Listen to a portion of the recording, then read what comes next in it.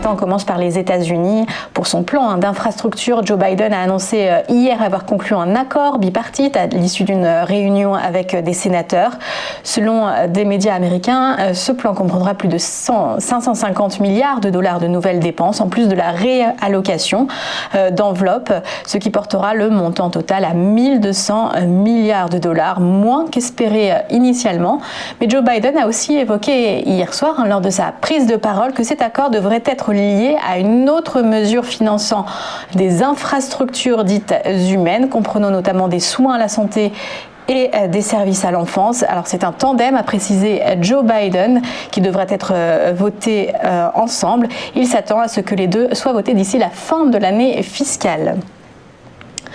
Europcar se paie le luxe de refuser une offre de Volkswagen. L'annonce de cette proposition rejetée est intervenue mercredi soir après la clôture par Europcar. Le conseil d'administration a jugé l'offre trop basse à 44 centimes par action.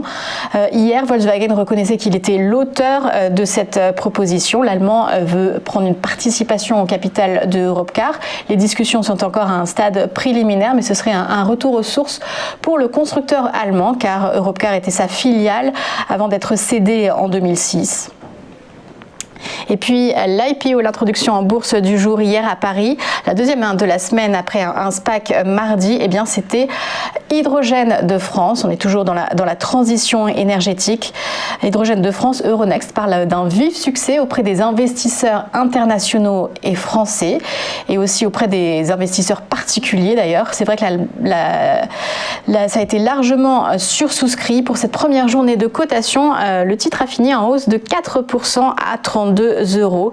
Et cet IPO devrait permettre à l'entreprise de développer ses capacités de production dans l'hydrogène et dans la pile à combustible. Et du côté des marchés financiers, c'était un beau rebond hier pour le CAC 40, plus 1,2% à la clôture, 6631 points. Meilleure performance depuis plus de un mois. Vous retrouvez tous ces chiffres sur notre page tvfmedia.fr. Et puis du côté de Wall Street, on avançait bien également.